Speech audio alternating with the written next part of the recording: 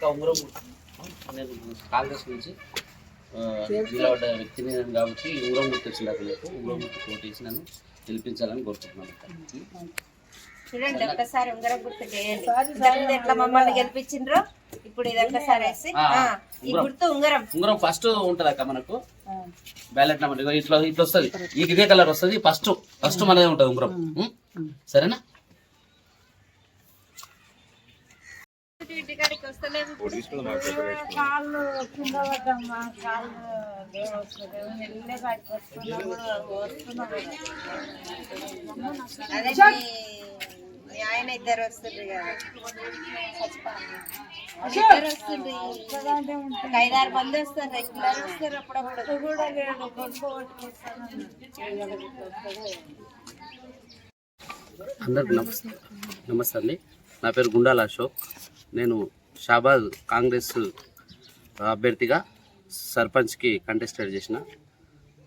గతంలో ఇంతకుముందు నేను 2019లో ఎంపీటీసీగా ఎన్నికైనా అప్పటి నుంచి కొనసాగుకుంటూ వచ్చిన. ఇప్పుడు ప్రజెంట్గా నాకు సర్పంచ్ అవకాశం కల్పించారు. ఊర్లో గ్రామాభివృద్ధికి కృషి చేసుకుంటూ సర్పంచ్గా అందరు ఆశీర్వదిస్తే మంచి పనులు చేయాలని కోరుకుంటున్నాను. అయితే మాకు ఫస్ట్ ఏమైందంటే బీఆర్ఎస్ గవర్నమెంట్ ఫామ్లో ఉండే మేము గవర్నమెంట్కు ఆపోజిట్గా ఉన్నందుకు కొంచెం మాకు వర్కుల పరంగా చాలా ఇబ్బందులు పెట్టింది. అయినటువంటి ఆ ఇబ్బందులు కూడా ఎదుర్కొన్నాం. అలాగే కరోనా పరిస్థితి కూడా బాగాలేకుండే మాకు డంపింగ్ యార్డు ఇప్పటికి కూడా ఏర్పాటు చేయలేదు చెత్త వేయడానికి. ఆ డంపింగ్ యార్డ్ కోసం ఒక 3-4 సార్లు కూడా మేము ఎంఆర్ఓ గారికి మెమోరాండం ఇవ్వడం జరిగింది.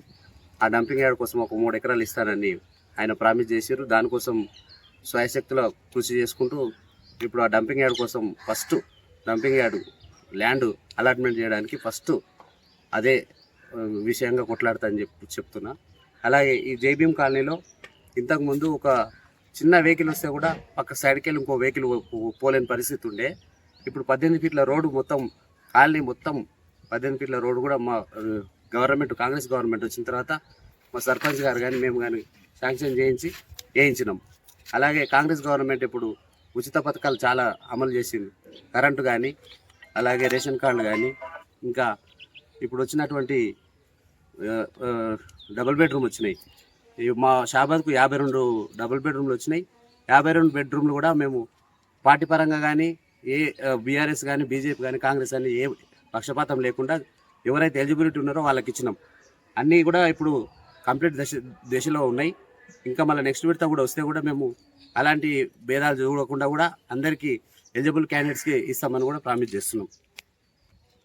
అయితే కాంగ్రెస్ బలపరిచినటువంటి అభ్యర్థిని నాకు ఉంగరం గుర్తు వచ్చింది. ఎందుకు చెప్తున్నంటే ఇప్పుడు గవర్నమెంట్ మన స్టేట్లో కాంగ్రెస్ గవర్నమెంట్ ఉంది. రేవంత్ అన్న కూడా మంచి పథకాలు ఇస్తున్నాడు. కాంగ్రెస్ గవర్నమెంట్ వచ్చిన తర్వాతనే ప్రతి విలేజ్లో సీసీ రోడ్లు స్టార్ట్ అయినాయి, కంప్లీట్ అయినాయి. ఒక 25% అయిపోయినాయి ఇప్పటికే. ఇంకా ఈ 3 సంవత్సరాల్లో ఇంకా రోడ్లు తీసుకొచ్చి సస్యశ్యామలం చేస్తామని చెప్పుకుంటూ, అలాగే మాకు గవర్నమెంట్ ఉంది కాబట్టి ఎమ్మెల్యే ఉన్నాడు, ఎమ్మెల్సీ ఉన్నాడు, ఇప్పుడు గ్రంథాలయ చైర్మన్ ఉన్నాడు, అలాగే మినిస్టర్స్ కూడా ఉన్నారు. ఫండ్స్ కూడా మనకు ఈజీగా రిలీజ్ అవుతాయని చెప్పుకుంటూ మీ అమూల్యమైనటువంటి ఓటు మా ఉంగరం గుర్తుకేసి ఆశీర్వదిస్తారని కోరుకుంటూ జై కాంగ్రెస్, ఉంగరం గుర్తు.